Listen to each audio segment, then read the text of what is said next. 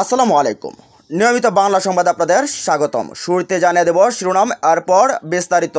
বাংলাদেশে ছাত্রদের উপর সহিংস আক্রমণে সরকারকে জাতিসংঘের আলটিমেটাম। জানিয়ে দেব কোটা আন্দোলনের প্রথম শহীদ আবু সাইদ যেভাবে পুলিশের গুলিতে লুটিয়ে পড়লেন। আর থাকছে, আদালতের কাঁধে বন্দুক রেখে শিক্ষার্থীদের যৌক্তিক দাবি অস্বীকার করবেন না সরকারকে টিআইবি। এবং সবশেষ জানিয়ে দেব আন্দোলনকারীদের উপর হামলার বিচার দাবি, 114 নাগরিকের বিবৃতি। এতক্ষণ শুনছেন সংবাদ শিরোনাম, এবার জানুন পুরো বিস্তারিত। বিক্ষোভ করার অধিকার সকলের রয়েছে। সব ধরনের হুমকি এবং সহিংসতা থেকে বিক্ষোভকারী ছাত্রদের রক্ষার আহ্বান জানিয়েছে জাতিসংঘ। মঙ্গলবার নিয়মিত ব্রিফিংয়ে জাতিসংঘ মহাসচিবের পক্ষে এই আহ্বান জানান মুখপাত্র স্টিফান ডুজারিক। বিক্ষোভে অংশ নেওয়া ছাত্র, শিশু, মা এমনকি প্রতিবন্ধীদের জন্য অতিরিক্ত সুরক্ষার তাগিদ দিয়ে এই মুখপাত্র বলেন, জাতিসংঘ খুব ঘনিষ্ঠভাবে এবং উদ্বেগের সাথে বাংলাদেশের পরিস্থিতি লক্ষ্য করেছে। ব্রিফিংয়ে ভার্চুয়ালি অংশ নিয়ে জাতিসংঘের স্থায়ী সংবাদদাতা মুশফিকুল ফজল আনসারি জানতে চান, বাংলাদেশের সরকারি সিভিল সার্ভিসে তথাকথিত কোটা পদ্ধতি পরিবর্তে মেধাভিত্তিক যোগাযোগ ব্যবস্থার জন্য দেশব্যাপী বিক্ষোভ চলছে। আন্দোলনকারী ছাত্রদের উপর হামলা চালিয়েছে সরকারের জঙ্গি সংগঠন ছাত্রলীগ সহ নিরাপত্তা বাহিনীর সদস্যরা। বিক্ষোভে হামলায় এ পর্যন্ত 6 জন শিক্ষার্থী নিহত হয়েছেন। জাতিসংঘ মহাসচিব কি এই পরিস্থিতি সম্পর্কে অবগত? জবাবে মুখপাত্র স্টিফান ডুজারিক বলেন, হ্যাঁ, আমরা পরিস্থিতির উপর নজর রাখছি। আমি মনে করি বাংলাদেশে হোক বা বিশ্বের যে কোনো স্থানে মানুষের শান্তিপূর্ণ বিক্ষোভ করার অধিকার রয়েছে এবং আমরা বাংলাদেশ সরকারকে যে কোনো ধরনের হুমকি এবং সহিংসতা থেকে বিক্ষোভকারীদের রক্ষা করার জন্য আহ্বান জানাই। শান্তিপূর্ণভাবে প্রতিবাদ করার সুযোগ নিশ্চিত করতে হবে। বিক্ষোভে যারা অংশ নিচ্ছে, ছাত্র, যুবক, শিশু এমনকি প্রতিবন্ধী, যাদের অতিরিক্ত সুরক্ষার প্রয়োজন, শান্তিপূর্ণভাবে বিক্ষোভ প্রদর্শন একটি মৌলিক মানবাধিকার এবং সরকারকে সেই অধিকারগুলোর সুরক্ষা দিতে হবে। এদিকে পুলিশের ছোড়া বুলেটে ক্ষতবিক্ষত আবু সাইদ লুটিয়ে পড়েন মাটিতে। কোটা সংস্কারের দাবিতে আন্দোলনরত শিক্ষার্থী আবু সাইদ নিহত হয়েছেন। 22 বছরের আবু সাইদ বেগম রোকেয়া বিশ্ববিদ্যালয়ের ইংরাজি বিভাগের 12তম ব্যাচের শিক্ষার্থী। তিনি বিশ্ববিদ্যালয়ের কোটা আন্দোলনের অন্যতম সমন্বয়ক ছিলেন। আবু সাইদ মঙ্গলবার বেলা 2টার দিকে বেগম রোকেয়া বিশ্ববিদ্যালয়ের সামনে পার্ক মোড়ে আহত হন। পরে তাকে রংপুর মেডিকেল কলেজ হাসপাতালে নেওয়া হয়, তবে হাসপাতালে আনার আগেই তার মৃত্যু হয়েছে বলে চিকিৎসকরা জানান। বিশ্ববিদ্যালয়ের সামনে আবু সাইদের আহত হওয়ার পুরো দৃশ্য ধারণ করেছে একাধিক গণমাধ্যম। যমুনা টেলিভিশন এ ধরনের একটি ভিডিও প্রচার করেছেন।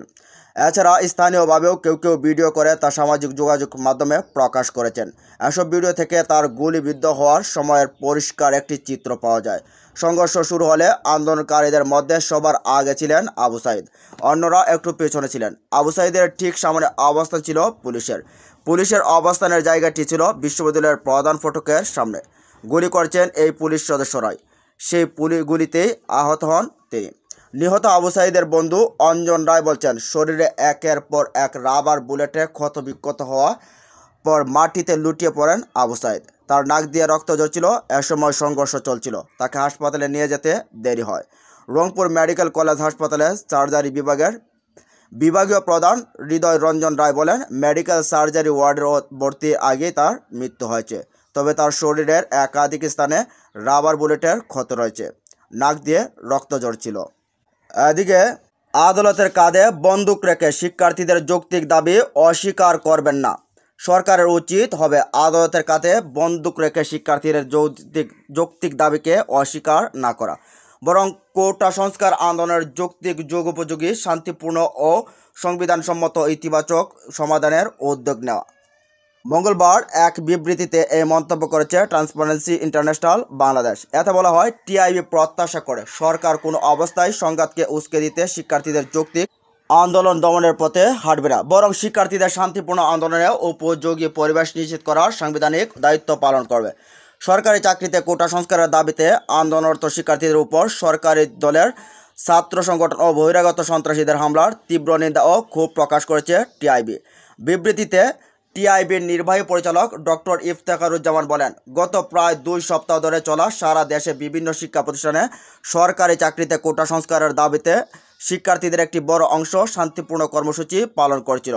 শিক্ষার্থীদের মত প্রকাশ এবং সভা সমাবেশ করার সাংবিধানিক অধিকার পালনের এই আন্দোলনে প্রাথমিকভাবে সরকার ও সংশ্লিষ্ট কর্তৃপক্ষের সহিংস আচরণ আমাদের মনে আশা সঞ্চয় করেছিল। অথচ গতকাল ঢাকা বিশ্ববিদ্যালয় সহ দেশের বিভিন্ন শিক্ষা প্রতিষ্ঠানে আন্দোলনরত শিক্ষার্থীদের উপর ন্যাক্কারজনক সহিংস হামলা করা হলো। গণমাধ্যম সহ অন্যান্য নির্ভরযোগ্য সূত্রে পাওয়া সংবাদে দেখা গেল, হামলায় প্রকাশ্যে নারী শিক্ষার্থীকেও কাপুরুষোচিতভাবে নির্বিচারে বিপজ্জনকভাবে আঘাত করা হলো, অসম্মান করা হলো। গণমাধ্যম সূত্রে জানা যাচ্ছে, আজ রংপুরের আন্দোলনকারী শিক্ষার্থী এবং পুলিশের মধ্যে সংঘর্ষ হয়, সেখানে একজন নিহত হয়। টিআইবি মনে করে ক্ষমতাসীন দলের নেতৃত্ববৃন্দ রাষ্ট্রের উচ্চ পর্যায় থেকে আন্দোলনকারীদের ব্যাপারে নেতিবাচক ধারণা যেমন পরিহার করতে হবে, তেমনি আন্দোলনকারীদেরও মুক্তিযুদ্ধের চেতনা ও দেশত্ববোধ নিয়ে যৌক্তিক দাবি আদায়ের প্রচেষ্টা অব্যাহত রাখতে হবে। কোনোভাবেই মহান মুক্তিযোদ্ধা এবং জাতির শ্রেষ্ঠ সন্তান বীর মুক্তিযোদ্ধাদের যেন অবমাননা না হয় তা নিশ্চিত করতে হবে। গতকাল দিনভর ও রাতের গভীরে দেশে বিভিন্ন বিশ্ববিদ্যালয়ে আন্দোলনরত শিক্ষার্থীদের উপর অস্ত্রশস্ত্রে সজ্জিত সন্ত্রাসীরা যেভাবে পাক হানাদার বাহিনীর মতো আক্রমণ করেছে তা কাপুরুষ ও প্রতিরোধ করতে না পারা সংশ্লিষ্ট শিক্ষা প্রতিষ্ঠানের প্রশাসনিক ব্যর্থতা উল্লেখ করে টিআইবি নির্বাহী পরিচালক বলেন, ঢাকা, চট্টগ্রাম, জাহাঙ্গীরনগর, রাজশাহী, খুলনা, কুমিল্লা বিশ্ববিদ্যালয় সহ দেশের বিভিন্ন উচ্চ শিক্ষা প্রতিষ্ঠান সরকার সমর্থিত ছাত্র সংগঠন ও বহিরাগত সন্ত্রাসীর আক্রমণ ঠেকানোর দায় সরকার ও আইনশৃঙ্খলা বাহিনীও এড়াতে পারে না। আমরা এর উদ্যোগের সঙ্গে লক্ষ্য করলাম, সন্ত্রাসীরা প্রথম আক্রমণকারী হলেও সংঘাতের দায় আন্দোলনকারী শিক্ষার্থীদের উপর চাপানোর অশুভ চেষ্টা যেমন চলছে, তেমনি হামলা ঠেকাতে পুরো রাষ্ট্রযন্ত্র ব্যর্থতার পরিচয় দিয়েছে।